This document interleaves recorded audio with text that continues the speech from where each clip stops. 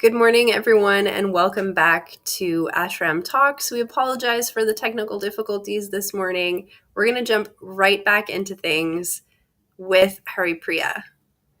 Welcome, Haripriya. Thank you. I'm excited to be here. So actually, the higher taste, getting a higher taste, is our subject today. And when we talk about that, I want to ask a couple questions. Like how come there's so much depression in the world right now when we have access to so much more than we've ever had? And how come there's still a lot of loneliness, even though the internet connects us to millions of people? Right. So that's kind of on my mind. That's been churning, like looking that externally we have so much communication happening, and still people are feeling lonely and alone. And outside, there's so much abundance and so much opportunity for different works and different spheres and creations. And yet so many of us are feeling confusion and frustration and lack of satisfaction. So today we're going to talk about it. So the Bhagavad Gita, we're going to talk about we have choices. We have choices where we put our attention. And in this verse, it sounds a little bit stark. It talks about when we use our intelligence and when we don't use our intelligence, basically, like where we put our energies. So I'm going to jump right in.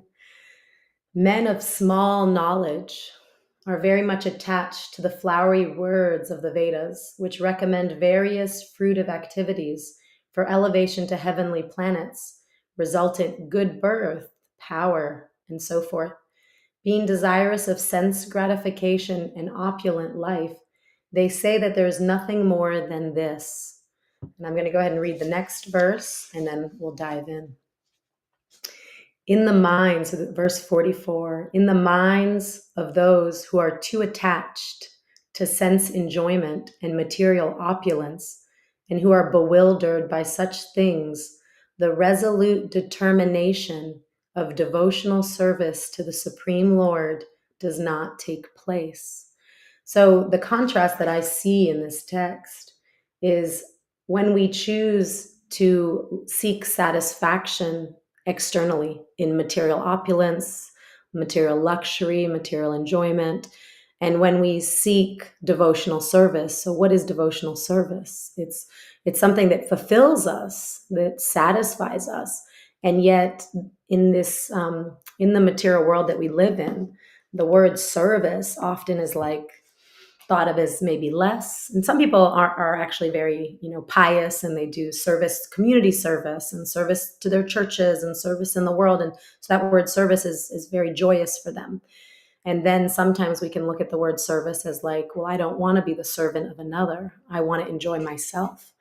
And so in this contrast between where do we seek our enjoyment, where do we seek our satisfaction? Do we seek our satisfaction from the knowledge that we intrinsically are not the body, we're not the mind, we're not the senses, we're inside this body. So it's like we're the driver of the car, right? We're not the car, we're not the vehicle. And yet we misidentify so much. We often misidentify. And in that misidentification, that's when we become men of small minds. Because if we misidentify and we think we are this body and we are temporary, we only have this, 90 to 100 years, then what's the purpose? Well, I might as well enjoy as much as I can, get a huge house, get a great job, have a nice spouse, try to enjoy as much as I can. And then we see that, there's things that are required for comfort. We need a home, we need stability, we need our company, we are social beings, right? So we need these basic things. But if our only endeavor is to like make those more and more and more and maybe bigger, then it's where we're not remembering who we really are. We're not quenching the thirst that's inside of us, because all of us are hungry for something. It said we're seeking for that which is seeking. So what is that? What are we seeking for? We're seeking for this satisfaction, for some nourishment, for something that is permanent. And it's because our nature is permanent.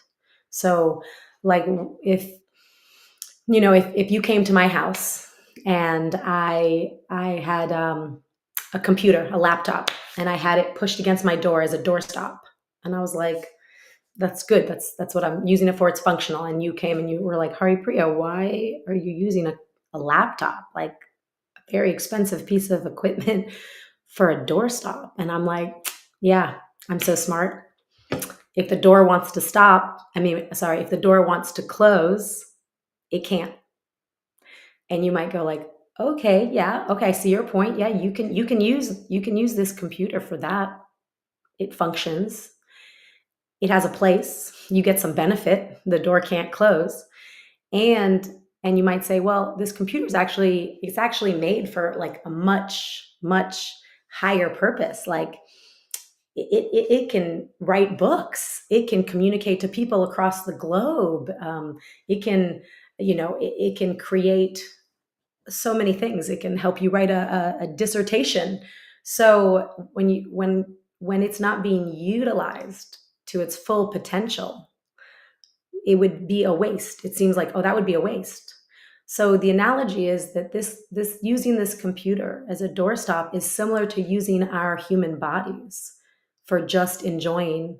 So if we just are trying to enjoy the basics of like eating and sleeping and mating, so in defending, right? It's similar to like the animals, right? Like the animals get to eat. Maybe we eat in a fancy hotel and they eat, whatever they find, and they mate, and maybe they're, mating and out in the street, and we're mating in like a fancy hotel or a nice luxury apartment. So if we're just augmenting what the animals already have, then we're not actually satisfying the driver of the car. We're not actually utilizing the laptop for what it's designed for. We're not actually using this human birth for what the gift it's given us. We're the only creature that can question our identity. We're the only creature. This human body, this human form is the only creature that can say, like, is there a God? Am I related to God? Why am I here? Where did I come from? Was I always around? Is there a beginning and an end?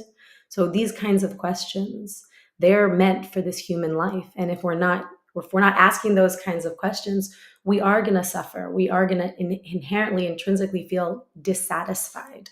And so today's class is a lot about like, okay, so once we know that, how do we cultivate this higher taste? Because maybe we still are living in these bodies that still have so many desires, right? We want to watch TV for hours, but yet when we watch TV for hours, we feel like crap. So what's that about? What is that? There's something inside of us that feels like so dissatisfied, or maybe we're like smoking cigarettes and in the moment it feels good, but our lungs don't feel good, or we just feel like we don't feel like, I like the word integrity. Someone mentioned integrity means all parts are integrated. And I really love that analogy of like, we don't feel an integrity. Like I remember when I was young, like in about 19, I was smoking cigarettes and I did not feel in integrity. All my parts weren't integrated because there was a part of me inside that knew this is not what I want for myself. This is not what I want. So that part of me that didn't want that tried to stop. And I was, around a lot of people who did smoke, and I tried to stop on and off many, many times. And I'll get into today what helped me actually let go of that. It was getting a taste of a lower taste, something. So today's class is not about like let's just be austere and like do better. I want to give you four concepts, four things that help support me and that can help support anyone. And they're not the only things that can support us, but they're four solid things that will help support us as we want to develop feeding the self, like satiating ourselves, satisfying the real feeling inside, the real hunger, not just giving the senses what they want. And then we feel like, oh, we want more. And then we give the senses what they want and we want more. And we give the senses what they want and we want more, right? Because that's the loop we're on. That's the loop we're on until we seek something internal, something spiritual. And so one thing is, we've talked about it many times, is sadhu sangha, is the higher taste comes from what we spend our time with, whether we're hearing or reading or spending time with spiritual people, reading books that spiritual consciousness has brought into being, like these amazing texts like the Bhagavad Gita. And I'll go a little deeper in each one in a moment, but then accepting ourselves. The second thing I want to say is accepting ourselves where we're at.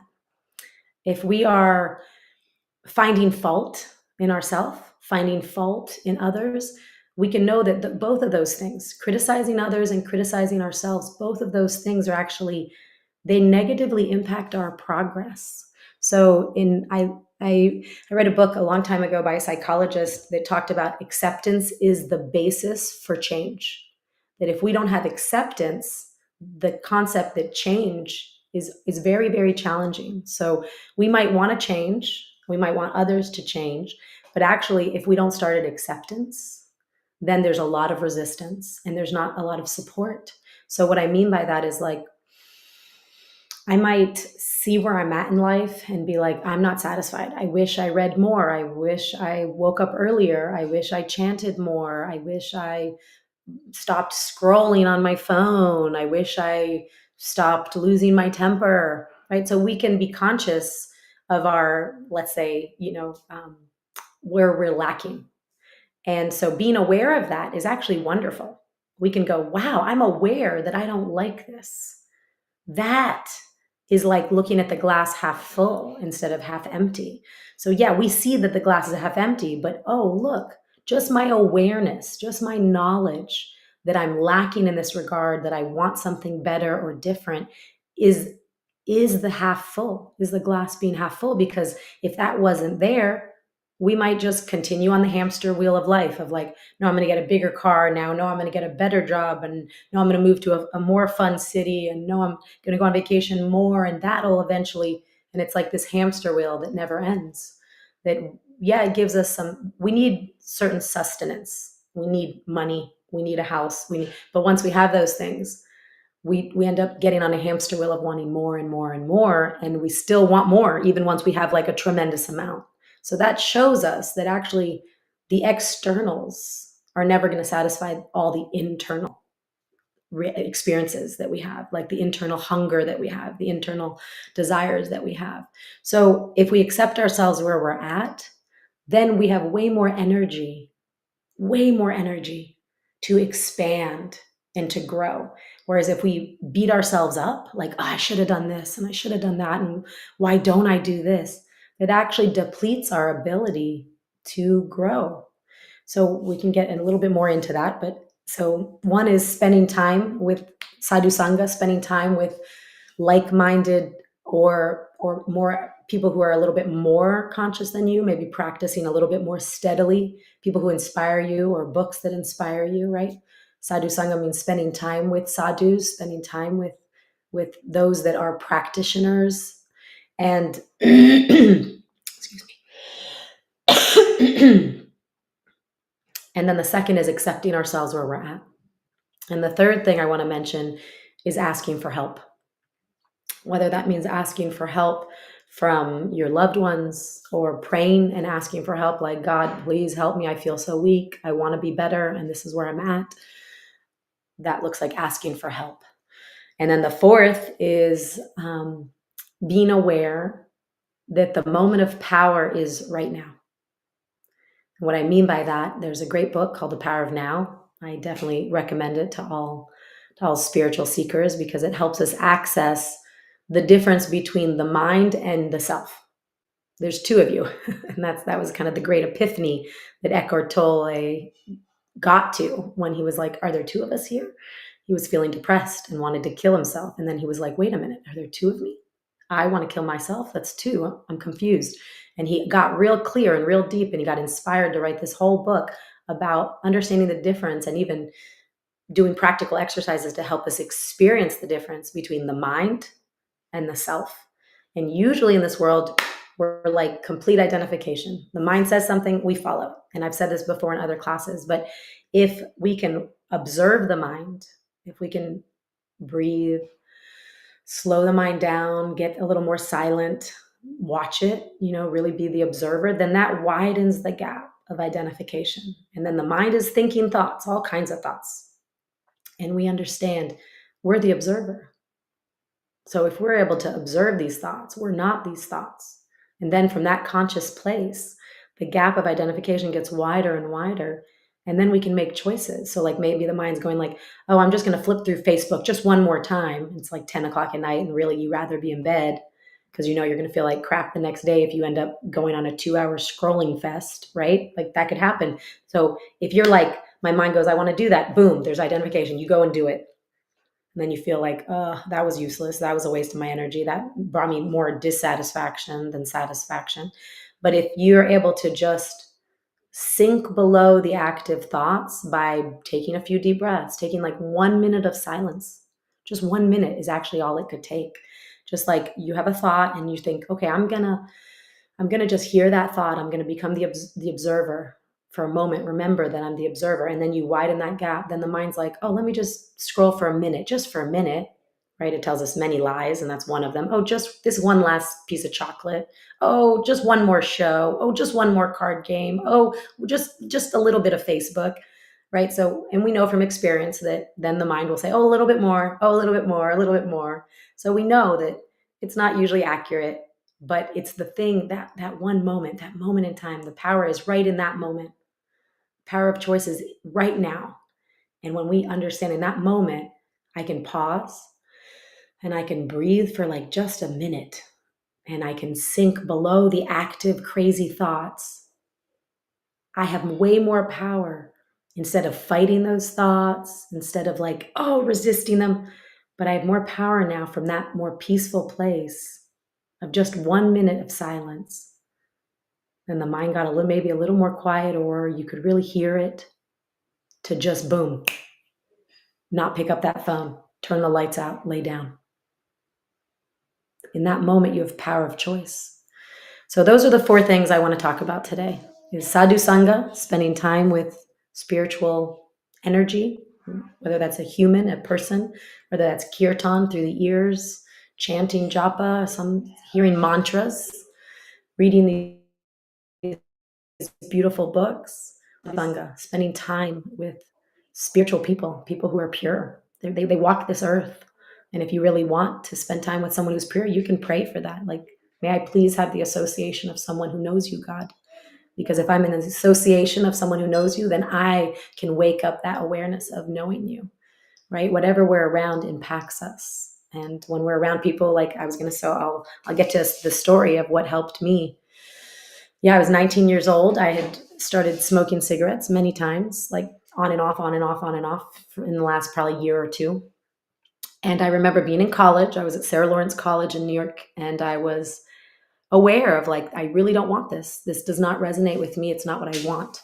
But I thought, but I have the desire.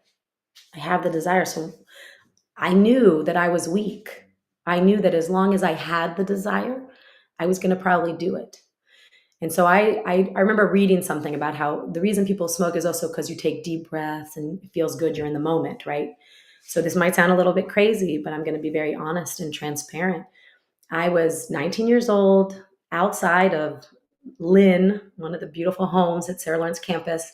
And I remember deciding I'm going to pray to God and I'm going to say, and I said it, I called God Krishna. So I was like, Krishna, please take this desire away, because as long as I have this desire, I'm going to do it. I'm not very strong. I need your help.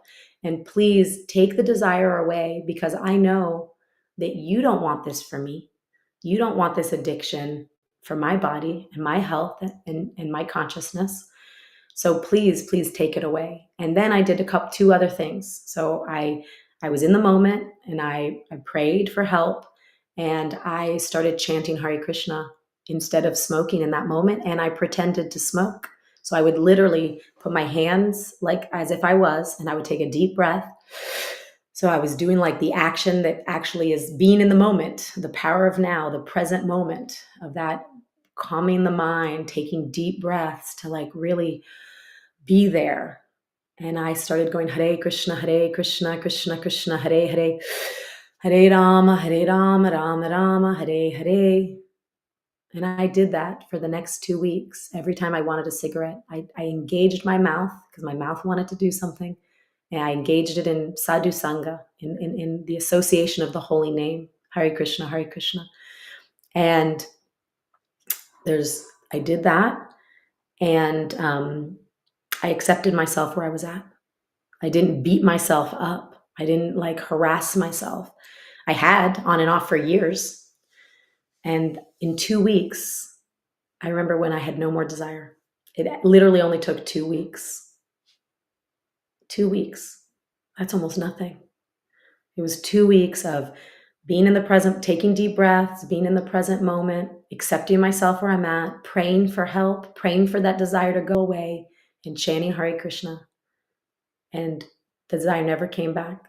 And that was many, many moons ago. It was like in, 2001, roughly.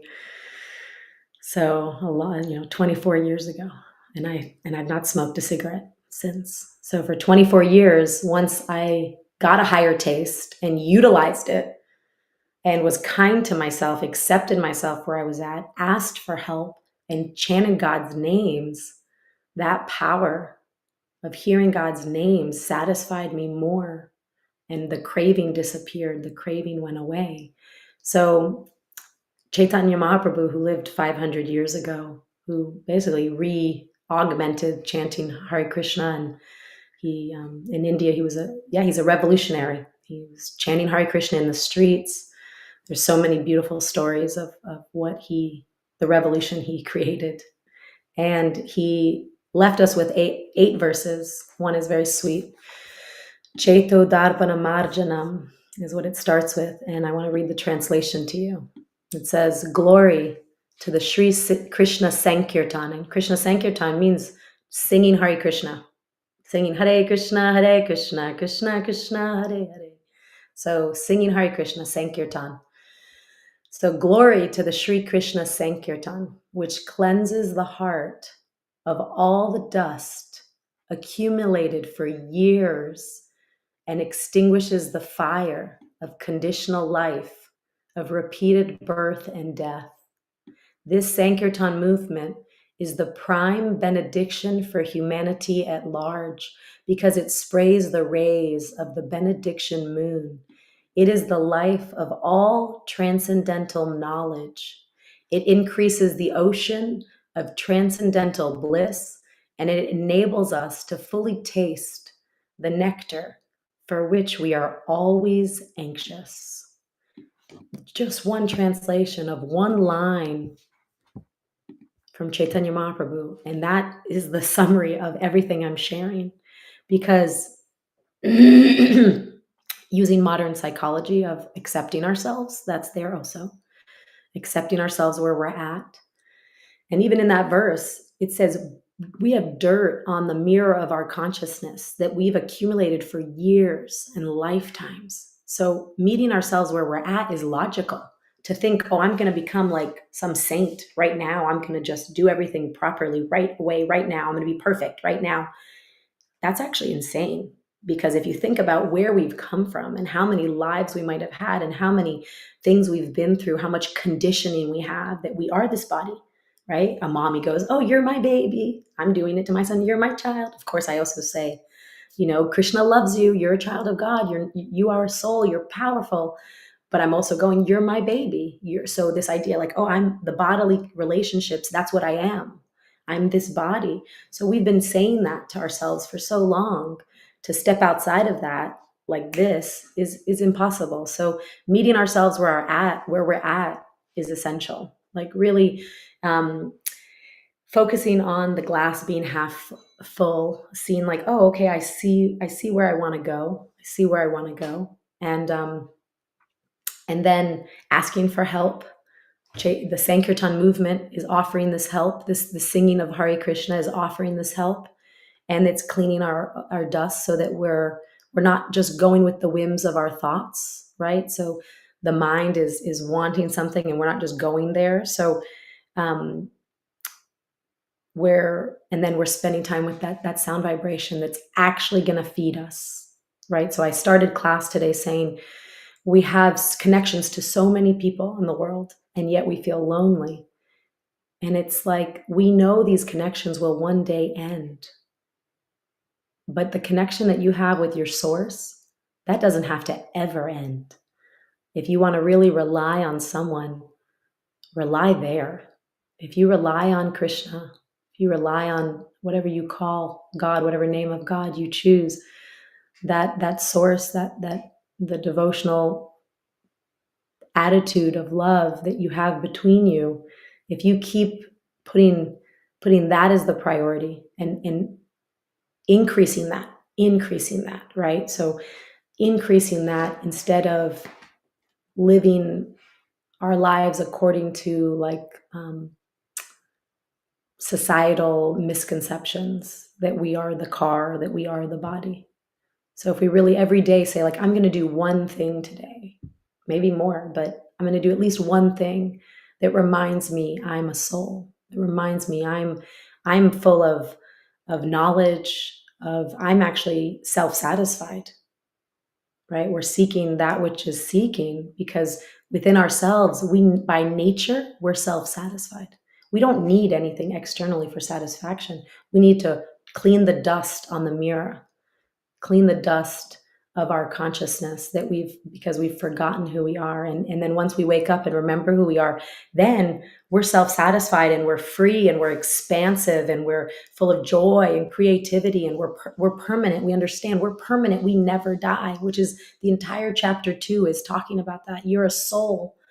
And it's coming at it from all these different angles, but it's saying you're a soul. And in these 3 verses that we read today, it's saying choose. If you choose just material enjoyment, you're propping the door up with the laptop. This human body is a gift. And if we choose just like being like the animals, but in a more refined way, like, oh, I'm going to eat better food, or I'm going to, sleep with someone I love, or I'm going to, defend, like maybe I defend with like really smart, words, but it's like the tiger with its claws. We're defending ourselves, maybe with like really sharp, smart comments to someone to cut them down. But that's just animalistic actions, right? Eating, sleeping, mating, defending, these 4 things, they're needed in life. I'm not putting them down. They're needed. They're basic components of our lives. But if that's all we're spending our time doing, trying to make that even more enjoyable, those 4 things more enjoyable, eating in a better way and more, tasty foods. But those things are all restricted, right? Because our belly is restricting us. Like we can only eat so much. And then there's a limit. So when we know that we're the soul and we know we're permanent and we're expansive, then of course we're not going to be looking for happiness in things that are temporary, things that are guaranteed to end, things that are limited and restricted, right? That would be using the computer as a doorstop. So as we use the body for what it's meant for, which is self-realization, this human body is a gift. It's the opportunity for self-realization and for waking up our love of Krishna. So then it's like we get to chant Hare Krishna, Hare Krishna, Hare Krishna, Hare Krishna, Hare Krishna, and hear that sound. It wakes us up.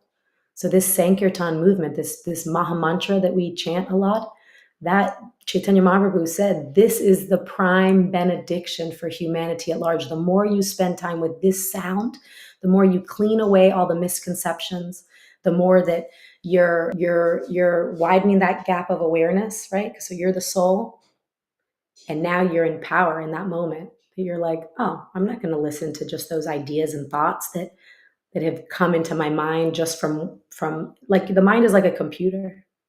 So like whatever we've been exposed to for the last, for me, 44 years, that might come in my mind. Even things like, oh yeah, I really do want that, or I want this. And yet I can pause. I can take a few deep breaths. And like there's a whirlwind in the water, right? It's like a triangle shape. I think I've used this one before, but I love it. But it's like there's a triangle shaped whirlwind. And if we fight against it, it's impossible to get out of it. But if we take a few deep breaths and we let ourselves sink below the active thoughts, we slow ourselves down, we observe our thoughts, we notice them, And then we're at the bottom of this whirlpool spinning. And now it's just a little tiny section down here. It's calmer, and we can just step out. We can just walk away, put the phone down, turn the TV off, put the food away, walk away from those things that we know are not going to fill us. So when the mind says, oh, I just want a little more, we pause and we go, you know what? I'm going to pick up a Bhagavad Gita and I'm going to read all the verses, maybe not the purports, but maybe I'll read all the verses of chapter 2 again. I'm going to read them all from start to finish so I get the arc. We feed ourselves. So, yes, we feed ourselves with sadhu sangha, and the power of asking for help and praying is like, it's important. It's there for you. It's there for you whenever you want it. And yeah, I'm just looking at my notes to see if there's anything I wanted to mention other than all of those. But I mean, that's so. I want to speak just a little bit more about when we self abuse, when we're like harassing ourselves.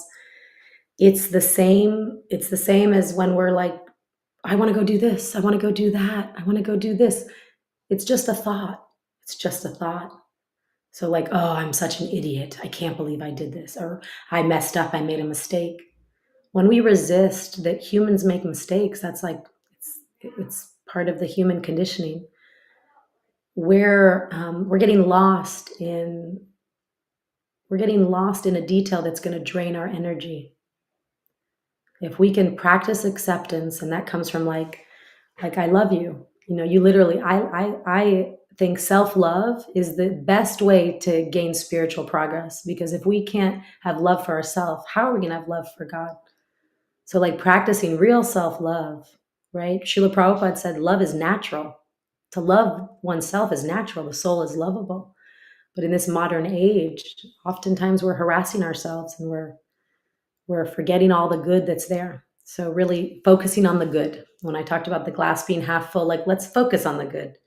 Let's focus that, oh, maybe I'm smoking cigarettes, but at least I want to give it up. So that's the good. Like, wow, look at that, Haripriya. You want to give this up. And then from that platform, I actually have more strength to make different choices. So thank you all for being here. Thank you.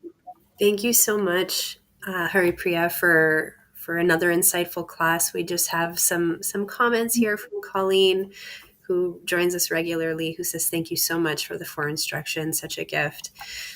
Completely agree, very practical, something to really meditate on and be able to practice on a day-to-day basis.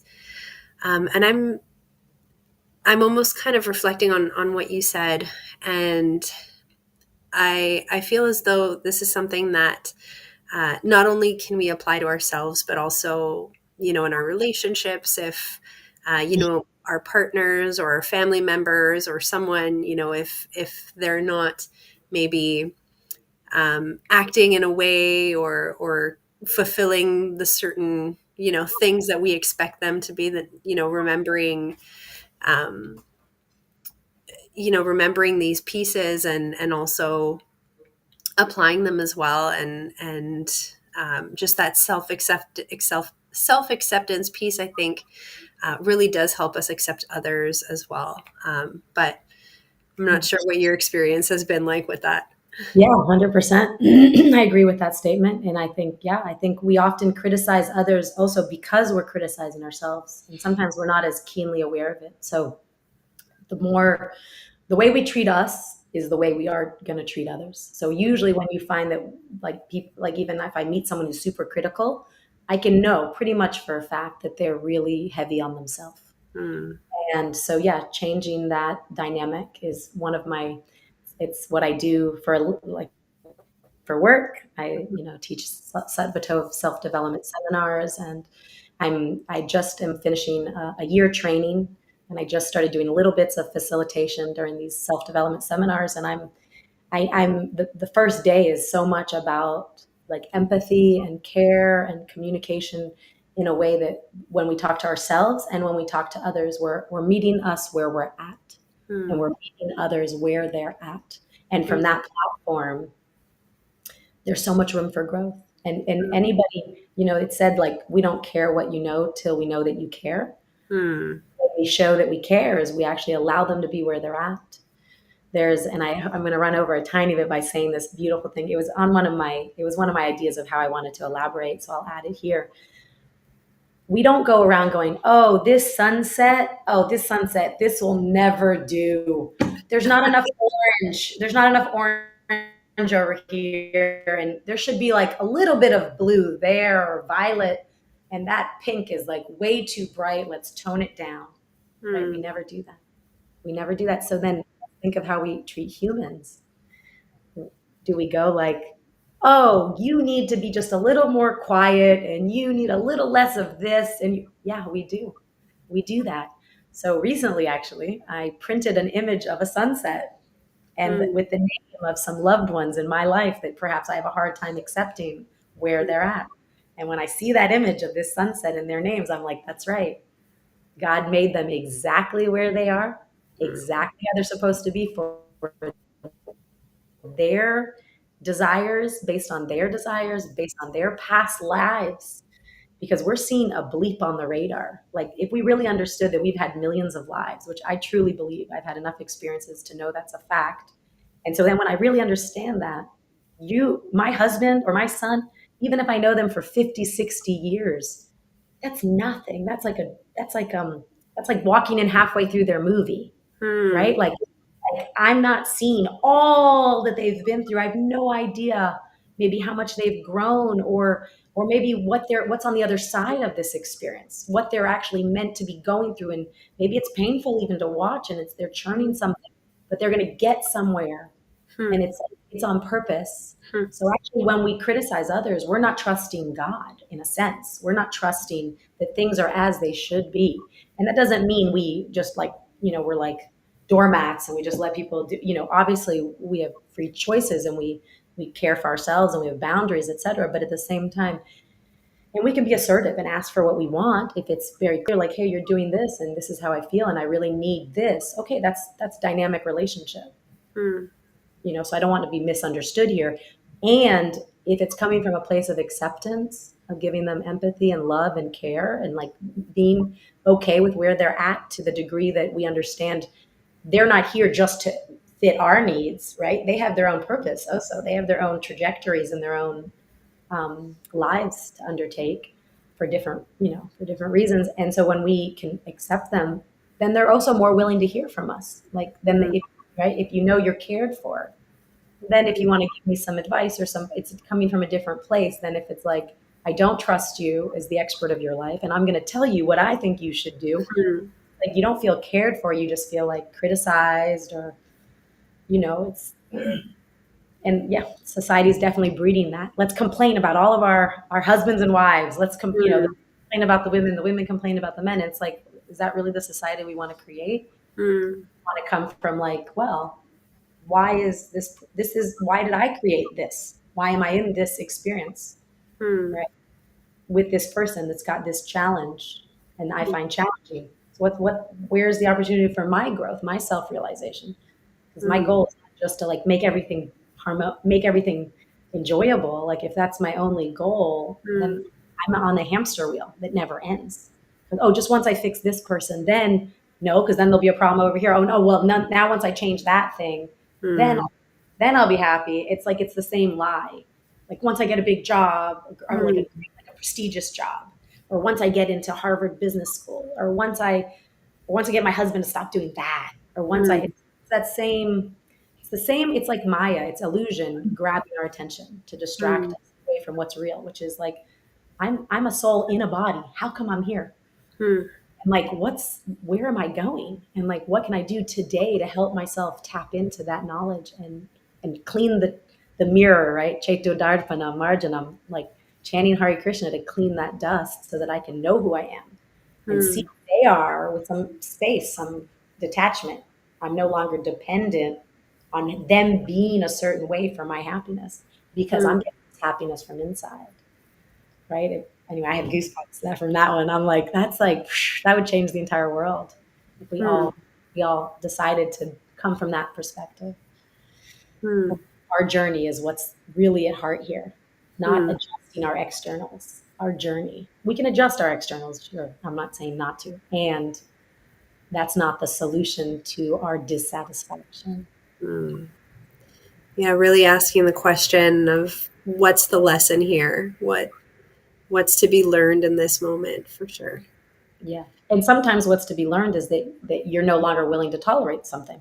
Mm. You know, Hmm. I'm not saying that it just means, oh, I've just got to struggle through life and I'm Mm. always learning something. It's like, no, we create what we experience on some Mm. subtle level, whether it's from our beliefs about life or our desires for something or a Mm. desire to blame someone else or to not take responsibility. You know, there's so many nuances there, and Mm. Hmm. juicy nuances. But Yeah, so thank much to reflect on there, I think, and as always, from from our sessions here. So, this brings us to the end of our broadcast for today. So, if you're joining us for the first time and you'd like to keep up with our broadcasts in the future, we are here live every Monday evening and Thursday morning, depending on where you are in the world. You can also hit the subscribe button and get notifications directly to whatever device you use. Um, and if you have any questions for our speakers, if there's something that was talked about today that you would like to learn a little bit more about, or you have some reflections that you would like to share, or dig a little bit deeper, you can always leave a message or leave a comment in the channel, or also send us a message on Instagram. Our Instagram is Ashram Talks ENG, and we're always happy to connect with you all. So thank you so much again for joining us, and we look forward to seeing you next time on our journey through the Bhagavad Gita.